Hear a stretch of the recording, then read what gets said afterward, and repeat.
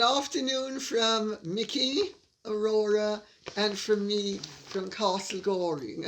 I think Aurora is ready to take over and Mickey is ducking and diving. So I'm going to let Mickey slither off because she doesn't want to be bothered by too much of Aurora. And I'm going to try to put Aurora down beside me so that I can plunge right in with David Cooper, who says, Dear Lady C, what did you think about the national anthem and the Duke of Cambridge being booed at the FA Cup final at Wembley Stadium? The FA Cup final, to those of you who are not British, is a huge event because the British are soccer mad, football mad. So it's called football in England, but it's called soccer in America. And I'm going to read a second question because they both cover pretty much the same terrain, but I want to answer everything at once because this is actually quite an important issue that is open to a lot of misinterpretation by people who are ignorant and don't quite know what's going on. Gilly Penn says, oh my goodness, Lady C, what a dreadful thing to happen to poor Aurora. You can say that again, but she's recovering rather too well. She's trying to bite off my hand. So pleased to see she is making such a great recovery. Yes, you are, aren't you, honey? Question, what do you think about the booing of football fans towards Prince William and during the national anthem at the cup final at Wembley? Is this football thuggery or simply the woke masses making their beliefs heard? I find it most, capital M, capital O, capital S, capital T, distasteful that anyone, all capitals, should react in such a way towards the future king, but appreciate that not everyone is a monarchist. Do you believe that the Megregious pair are to blame for such opprobrium towards the establishment? And what, in your educated opinion, is the likely way forward for the monarchy in the next few years, when Charles almost certainly will accede to the throne? Thank you, as always, for your considered and enlightened opinions on such matters. Well, I don't know to what extent this is a hot topic in the United States. I suspect it's not, but it's certainly a huge hot topic in Britain at the moment. And the Speaker of the House of Commons has condemned the booing. The representatives from both political parties have condemned the booing. And I'm going to read out something from Conor O'Neill, the football writer for the Liverpool Echo, because what people in the United States will not know, and maybe some people in England won't know either. In 1989, there was a horrific accident at Hillsborough where the police mismanaged the crowd and several young people were crushed to death. It was police mismanagement.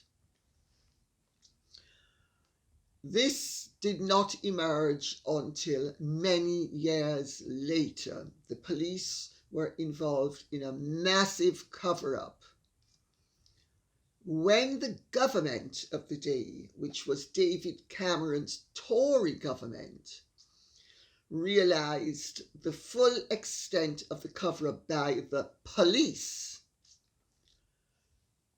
he got involved and demanded that the police fess up, to use the vernacular, and that they stop perpetuating the fallacy that they had been perpetuating since 1989, that it was somehow the rowdy football hooligans, etc. This has been a huge thing in Liverpool, quite rightly so too. But there have been political consequences, because first of all, the government of the time, which was Mrs. Thatcher's government, did not realise that there was a massive cover-up by the police. When it emerged under a subsequent Tory government, the police tried to bring down the Tory government. I know this through a friend of mine who was one of the senior members of the government at the time of the incident, who told me, because there was a huge thing in, I think it was 2012, I think is when it was, where David Cameron, the Prime Minister of the time, was demanding that the police effectively step up to the plate, accept responsibility, and that finally justice be done. The police then tried to entrap one of the members of the government, Andrew Mitchell. They simply lied and said that he had called them plebs when he hadn't, and it brought him down. And it started years of litigation. But at the time, this was a huge thing. People don't know the background to the story, and the Tories have been blamed for something that wasn't their fault. The police have pretty much escaped justice, as it has to be said they usually do. Because remember, the courts are an alternative arm of the justice system, as indeed are the police. And when you cross the police, the judiciary will usually bend over backwards to take the side of the police, unless it becomes impossible. And indeed, this is what the judiciary did over Andrew Mitchell. And then, of course, all sorts of class issues, which it has absolutely nothing to do with class, incidentally. But class issues got brought into it. The police knew what cards to play, and they played it very well. So that's the background to what has happened. So I'm going to read out what Andrew O'Neill, the football writer for the Liverpool Echo, because this is a huge thing in Liverpool and has been. Liverpool is the home territory, so to speak. And this is what he said. Liverpool fans are well known for booing God Save the Queen at Wembley, and claim that the reasons date from the city's antipathy towards Margaret Thatcher's Tory government in the 1980s. Well, it's Hillsborough, so he's wrong right there. It's Hillsborough that the antipathy is based upon, not Mrs. Thatcher's Tory government. He said, and presumably he is very left-wing to come out with this nonsense. He said the Conservative government's managed decline of the city was then followed by the failings of the government following the Hillsborough disaster, which further entrenched those feelings. Well, that's his interpretation. My understanding, and I have had peripheral involvement with Hillsborough, as I will come to in a little while. But, you know, most people who have political agendas are very happy to push their agenda, irrespective of the merits of their argument. And plainly, we can see where his political sympathies lie. There were also reports of supporters booing the national anthem earlier this year, he said, when Liverpool played Chelsea in the Carabao Cup final, also held at Wembley. Left-wing trade unionist Howard Beckett, who last year stood to become General Secretary of the Unite Union before pulling out, praised Liverpool fans for, quote-unquote, rejecting blind patriotism and the establishment, adding the outburst was pure quality from socialist fans. There we have it. The political card is played. However, Mr. Beckett was roundly condemned on Twitter for his comments. Paul Embry, a firefighter and fellow trade unionist, said, "This guy came within a whisker of leading Britain's second largest trade union. Thank God he failed." That's the background to Prince William being booed. It's coincidental that Prince William was there. He's the patron or the president or whatever he is of the FA. And so it's coincidental. It's not directed at him personally. It's directed at the establishment. And these idiots don't seem to understand that the establishment includes the police, and the police are the ones who they should be objecting to. And it's not a general, a blanket protest against the establishment. The police are the ones who cocked up at Hillsborough. The police are the ones who lied, cheated, deceived, conned, including politicians on both sides of the political divide, incidentally, for decades.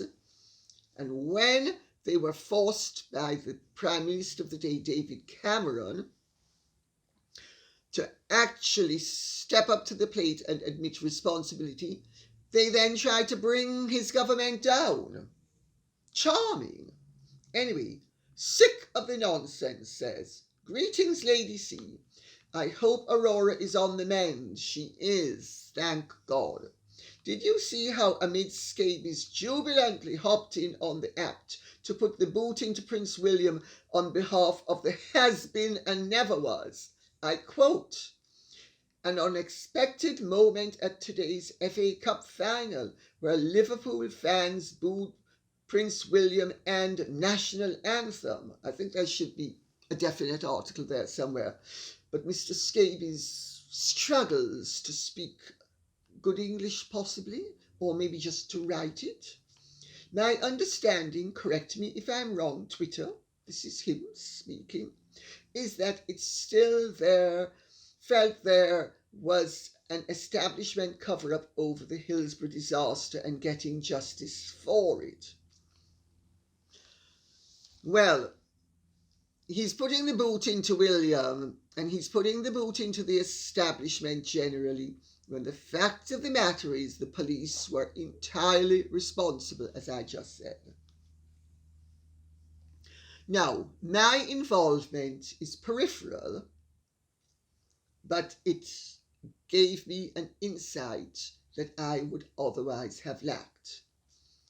In 2012, my publisher asked me to accompany him to Liverpool for the launch and for me to launch at a press conference a book called The Dangerous Game by Mike Bearcroft. It was a book about football, and all of the profits were going to the Hillsborough Family Support Group. I had the great pleasure of meeting Margaret Aspinall, who was the chairman of the Hillsborough Family Support Group, who had lost a son. And she has done sterling work over the decades to have justice for the innocents who were not only crushed to death, but then blamed by the police for the police's own incompetence, inefficiency, negligence, and oversight. You would have thought that, oh, by the way, we also were given a suite of rooms by Everton Football Club, and there was high hopes that the press would be there in force. Interestingly enough, they were not. This was at the height of the Andrew Mitchell scandal, where Andrew Mitchell, a member of the government, who was taking his bicycle outside of Downing Street, was accused by the police of calling them plebs. They picked a row with him. It was all there on tape. He's always denied that he called them plebs. But they played the class card, which always works very well in Britain, I've got to tell you. People don't seem to realise that the class war has been fought and won. The hierarchy is no longer an up and down ladder. It's across the board. I speak with some authority on that subject. I mix with people from all walks of life, and all this class antagonism that socialists and left-wingers seem to want to continue to create and to perpetuate is nonsensical. Of course, it's very Marxist, because Karl Marx did make the point that the only way for a government that is a dictatorship of the people is going to be able to retain its totalitarian power is to have perpetual class struggle. That's the reality. Don't take my word for it. Read what Karl Marx himself had to say. I actually revealed in my opening speech at that event that I had been informed by one of the leading members of government that the whole thing was a stitch-up by the police to wound the Tory party because David Cameron had the unmitigated gall to demand that they admit their liability and give closure and recompense, incidentally, to all the innocent victims. I don't remember how many there were, but there were about 100, if not more. I can't remember exactly. But the whole thing was a terrible scandal perpetuated by the police. Fast forward, Mike Bearcroft then does a musical called Their Scarves Were Red.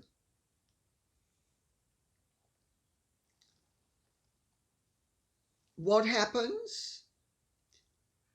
He and the publishers receive death threats because the leftists and the police didn't want anybody knowing about the police complicity, and the left wing were using it to muzzle the very people they should be supporting, namely the Hillsborough Family Support Group. I mean, the whole thing stinks to high heaven. Then the Cabinet Office had to dismiss an underling, a junior administrator, who it turned out had left-wing sympathies, who was busy tampering with the Wikipedia entries regarding all of this. In 2009, he tampered with it, in 2012, and in 2014. My involvement with all of this was limited to 2012. This evidently avowed Labour supporter was working as a junior administrator in the Cabinet Office. He was born in London but living in Liverpool, and he was sacked.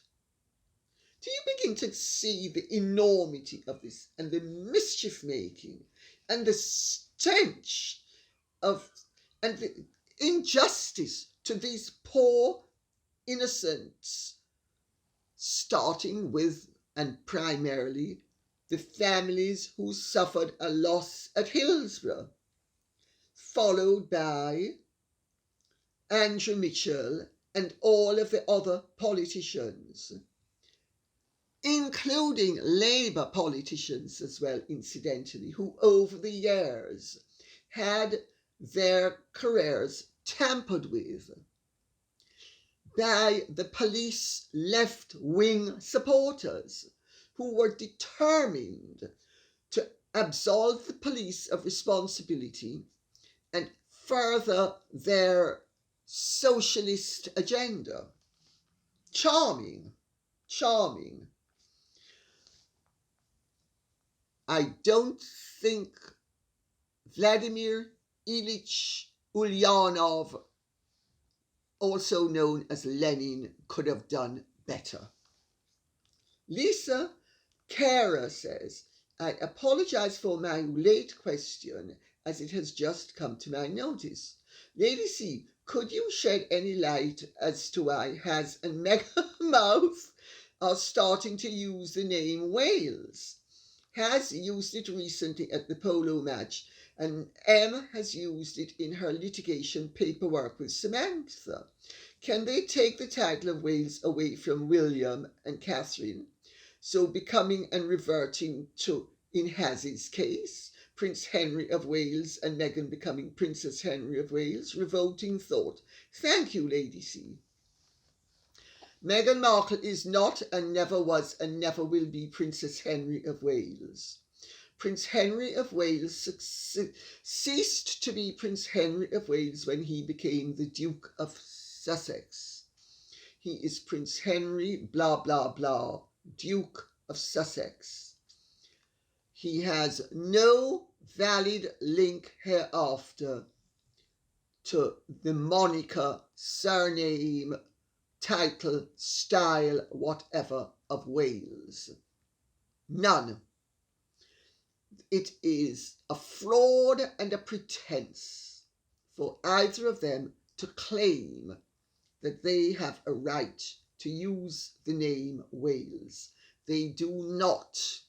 This is yet another instance of them disrespecting protocol, ignoring the boundaries that delineate and clarify, and making a total mess to their own advantage and everybody else's detriment.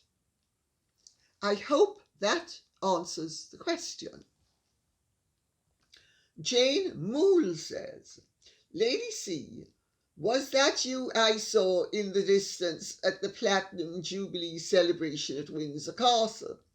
I noticed you kept your head down and avoided eye contact as you sorry. As you elegantly sailed through, looking as glamorous as ever. Thank you. What did you think of A Gallop Through History? That was the name of the show. Also, what do you make of that bruise on the Queen's left hand? As a nurse, I find it highly relevant and wonder what you've heard about Her Majesty's state of health. Sorry for laughing. Yes, I did. Yes, it was me. And I did keep my, wasn't aware of keeping my head down, but I certainly kept my eyes down. Because first of all, my back isn't 100% yet. And if I stand up too straight, it can trigger the pain. And I didn't want the pain to be triggered. That was number one. Number two, in situations like that, I was schooled by the past mistress of all time in how to conduct yourself in public and, as you put it, sail through elegantly. While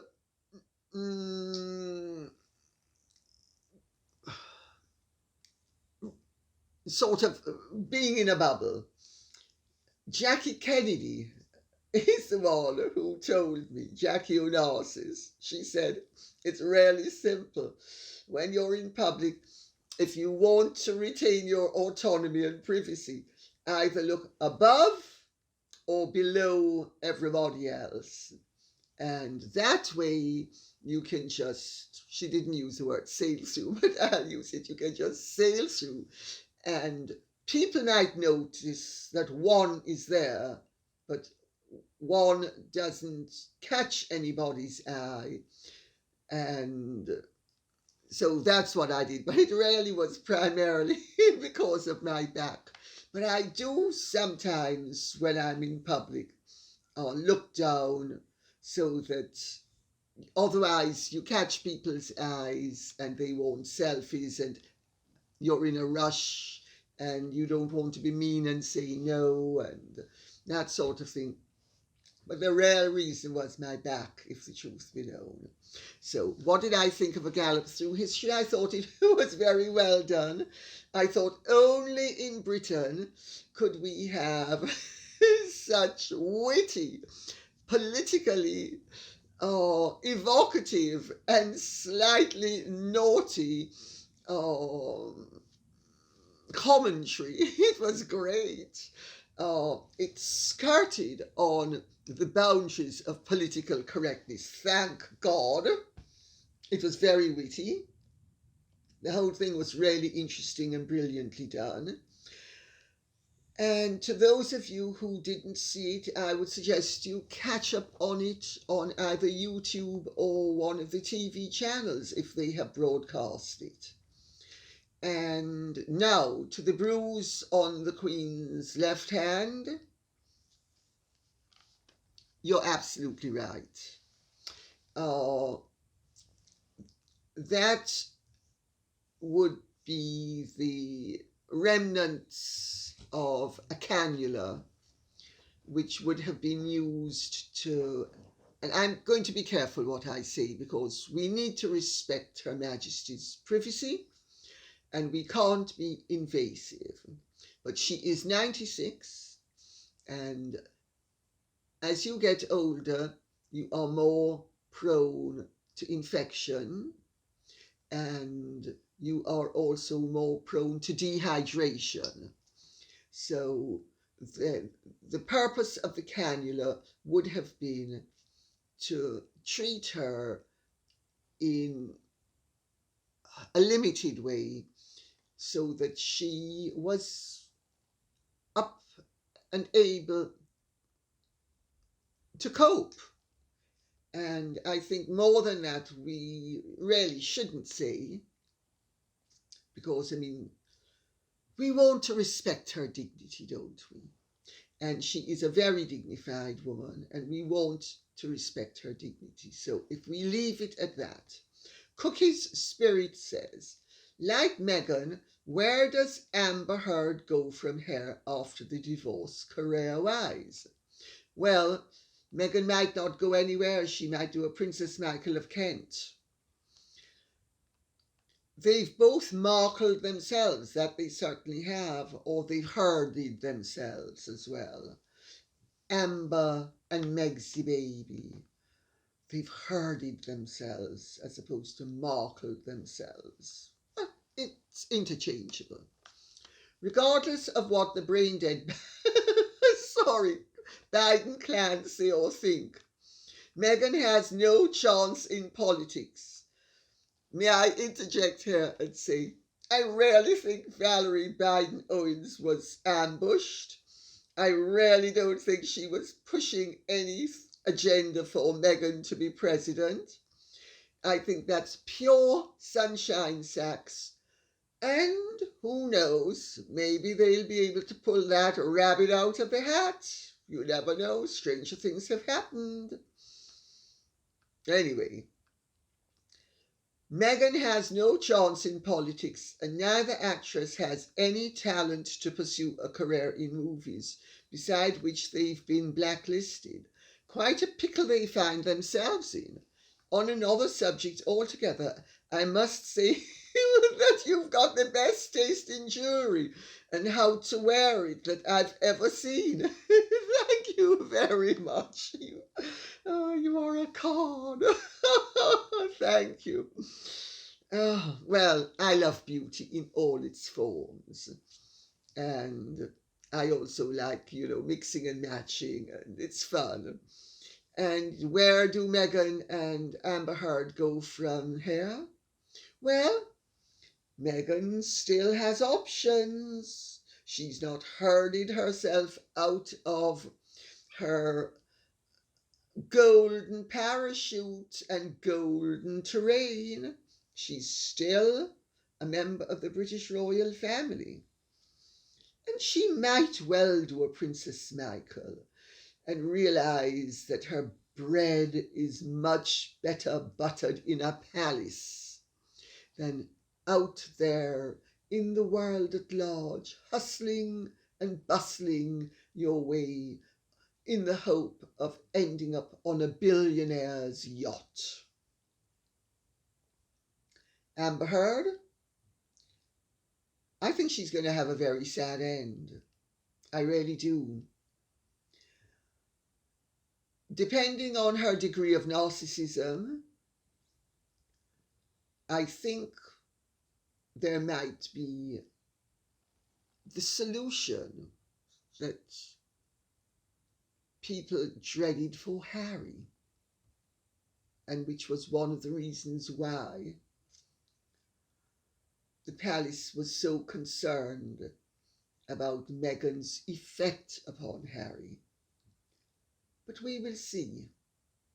Either way, whatever the outcome, we cannot say that she hasn't earned it, because I don't believe a word out of that woman's mouth. Jane Evans says, Lady C, sorry, a couple more questions about the despicable duo, the gift that keeps on giving.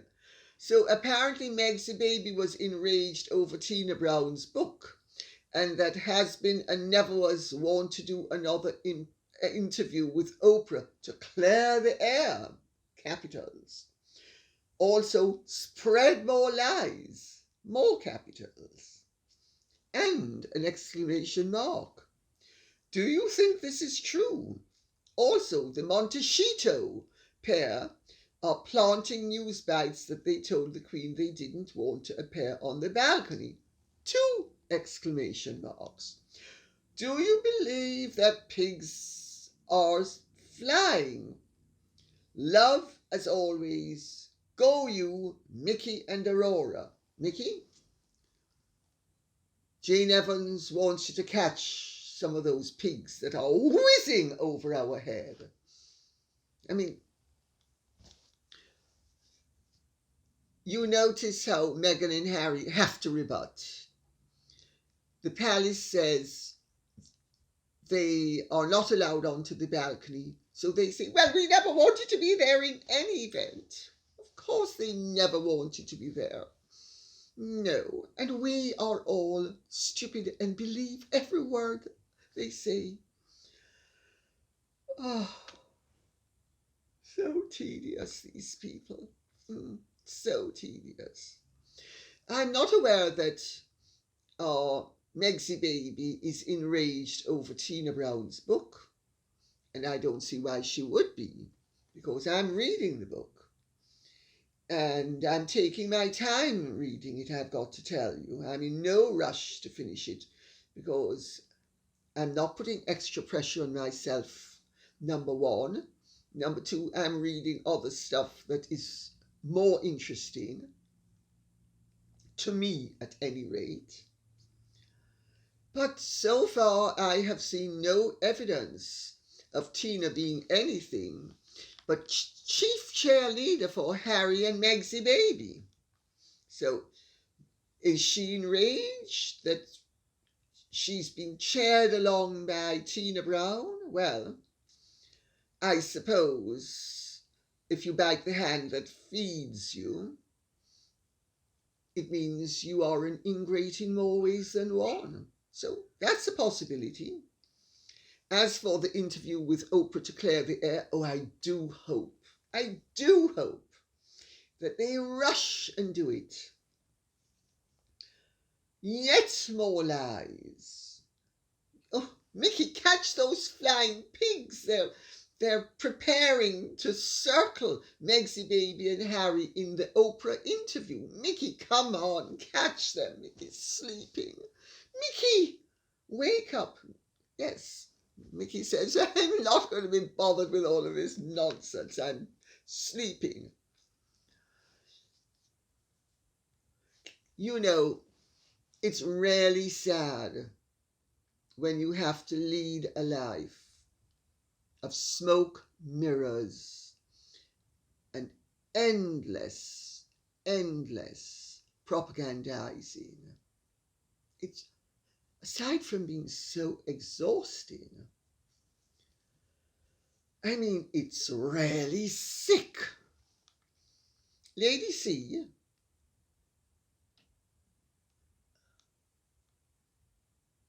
I don't know where this one came from. It says, Lady C, I always enjoy your commentaries and thoughts. I've just finished Tina Brown's book. She seems to be Team Meghan and Harry. Please give your opinion of this book when you have finished reading it. Regards from Texas. I will give my opinion when I've finished reading the book. And I'm afraid I don't know how your name got removed, but it did. So whoever you are, I'm sorry. And Judy Moore says, hello, Lady C. About Tina Brown's book. She says the last time Princess Margaret was seen in public was the 100th birthday party of the Dowager Duchess of Gloucestershire. Wasn't it the Queen Mother's century? And isn't the Duchy Gloucester? Well, Judy Moore, well spotted on two fronts. I have been horrified that any Britisher could be so cavalier with the misuse of titles the way Tina has been. I gave up after about the 100th observation of making notes about them. And yes, I noticed that as well. It was Princess Margaret's last view outing with the glasses in the wheelchair was at the Queen Mother's centenary when Billy Talon, her page of the back stairs, wheeled her out. And there is no Duchess of Gloucestershire in any event. There was a Dowager Duchess of Gloucester, but her correct title was Her Royal Highness Princess Alice, Duchess of Gloucester. She opted not to be known as the Dowager Duchess of Gloucester. It's very unnerving when somebody who is supposed to possess the expertise that Tina is supposed to possess, can be so cavalier with certain factual matters. But I have my own interpretation of that, which I will get to when I cover the subject. Let's put it that way. I'm not covering it now. Jane A.V. says, Dear Lady C, I have been reading your autobiography, A Life Worth Living, and on my second day I've finished over 60%. Your life has been fascinating. Too interesting, my dear. Remember the Chinese curse? I wish you an interesting life. A life that's too interesting means that it has been quite troublesome. But I'm not complaining now. But I certainly complained then. Maybe not to everybody, but I certainly had an argument or two with the good Lord. I have just finished your divorce and wondered. You were familiar with London society in the early 70s, so did you ever meet Lord and Lady Lucan? What was the story circulating in London at the time? I love your book and highly recommend it. I agree with your life decisions absolutely. And then 5 crosses. Thank you very much. Yes, I did meet both Lord and Lady Lucan. I met Lord Lucan at the Claremont Club. At the time, my boyfriend was the world champion backgammon player. And occasionally we used to go to the Claremont Club. And that's where I first met Lucky Lucan, so-called because he was very unlucky. Mark Sykes, who was a great friend of mine, knew him terribly well. I also met Veronica after the murder. I met her at a party that Stanley Farmiloe gave, which would have been 1975. That's the first time I met her. I thought she was weird. And Mark disagreed with me. He thought that John Lucan had done the deed. I always thought Veronica had done the deed. My information was that the physical evidence suggested that a woman had fought with Veronica because she had lots of fingernail tearing in her mouth.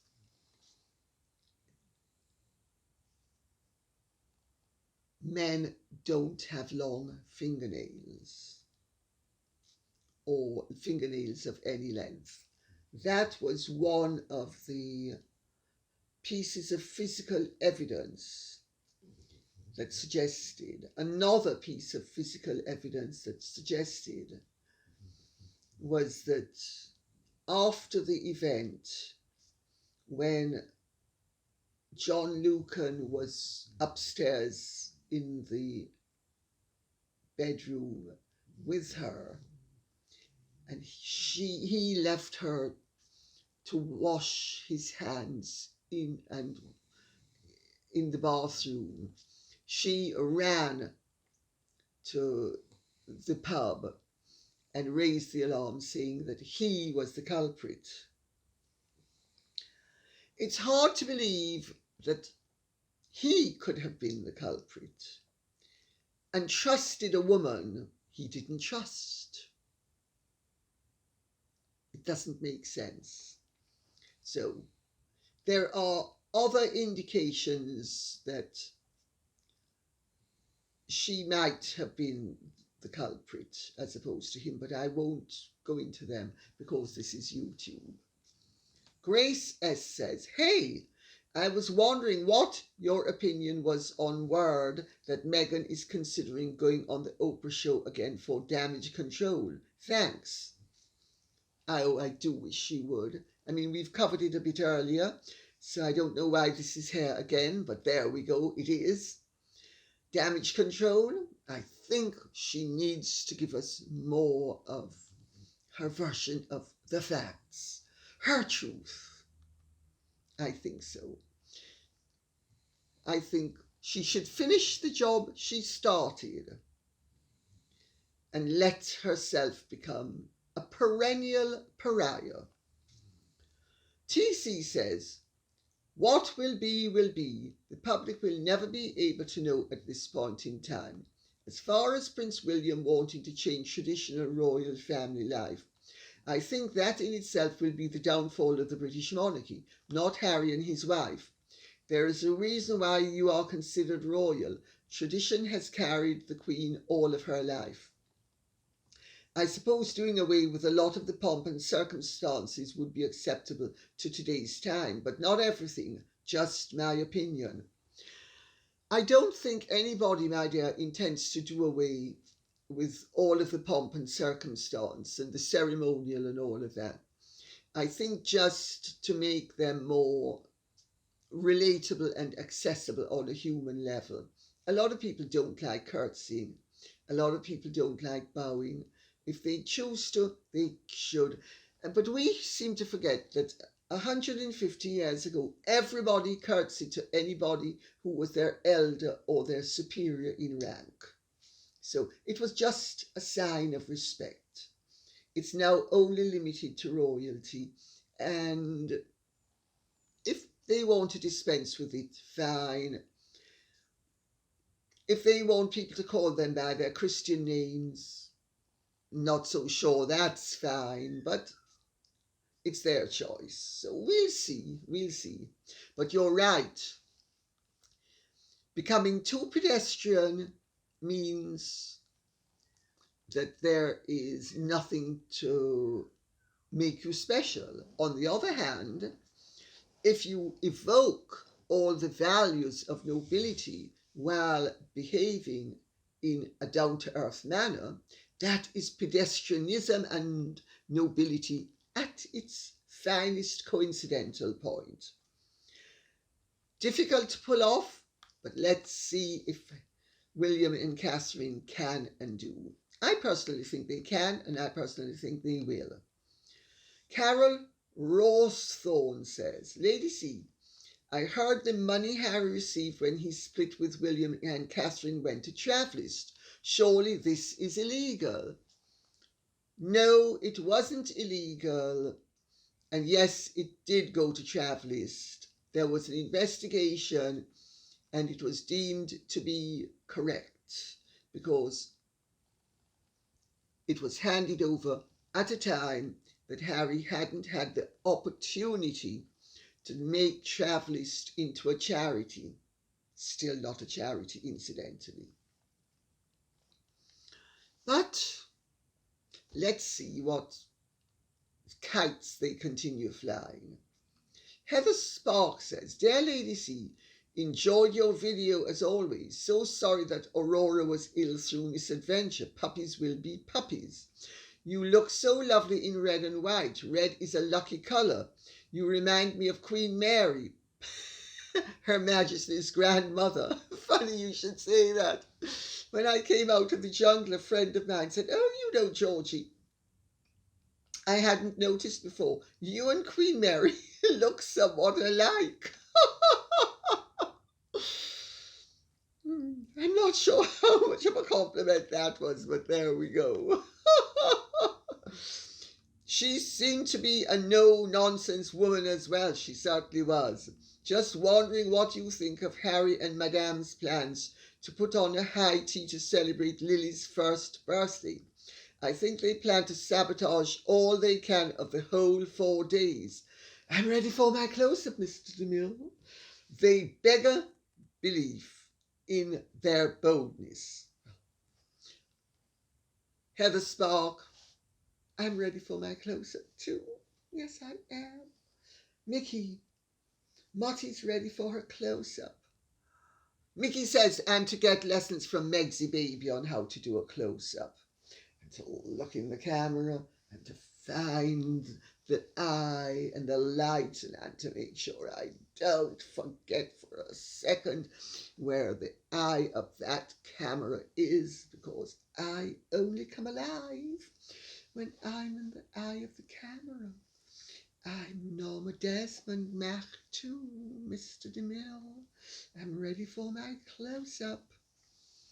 Of course they're going to turn it into a circus if they can. Let's see how and what they do. And as for having a high tea to celebrate Lily's first birthday,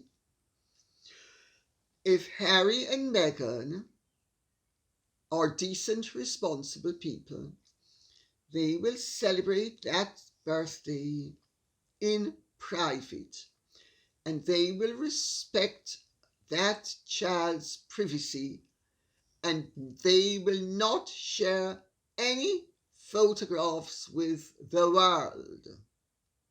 Let's see if they can swing that, or if they're gonna be tempted. I think I know what I would put my money on.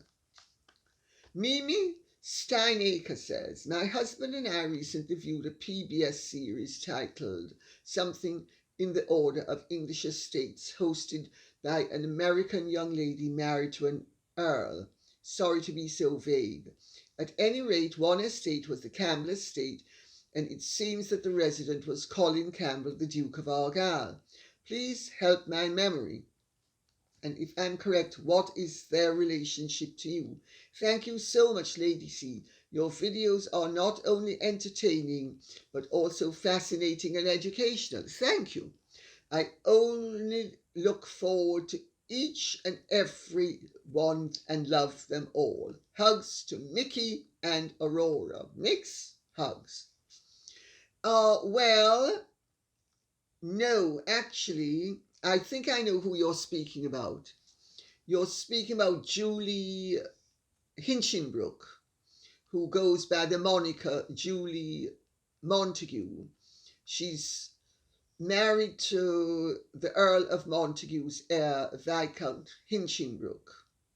And because Hinchinbrook is